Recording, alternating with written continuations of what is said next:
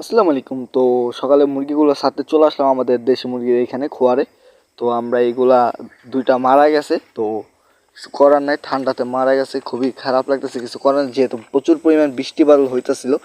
তো দুইটা বাচ্চা মারা গেছে, তো এইখানে আর এই কয়টা বাচ্চা আছে, চিন্তা ভাবনা করছে এগুলোকে আর আটকাবো না, ছেড়ে দিব ইনশাল্লাহ।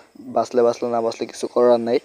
তো যেহেতু দেশি মুরগি আমার চিন্তা ভাবনা শুরুতেই ছিল যে ছেড়ে পালন করবো, তো এখানে নেড়ে ফাঁকা করে রাখছি যাতে নেড়ে ঢুকে আশেপাশে ঘুরে, কারণ এগুলাকে আমি অভ্যাস করছি। তো এখানে লক্ষা কবুতরগুলোকে আবার জোড়া দিয়ে দিছি আমি। তো আশা করি ডিম দিয়ে দেবে কিছুদিনের মধ্যেই।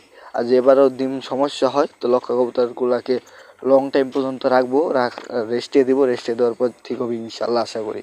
তো এখানে আমি ভেড়াগুলা ছেড়ে দিলাম। ভেড়াগুলা মামা চলে গেছে ঢাকা, তো আমারই ছাড়তে হয়েছে, যাক মাশাল্লাহ। তো উনি আমার আগে ছেড়ে দেয়, তো ভেড়াগুলা ছেড়ে দিলাম। এখানে বাচ্চাগুলা খুবই দ্রুত হয়েছে এখন, আলহামদুলিল্লাহ। তো আজকের জন্য এই পর্যন্ত, আল্লাহ হাফেজ।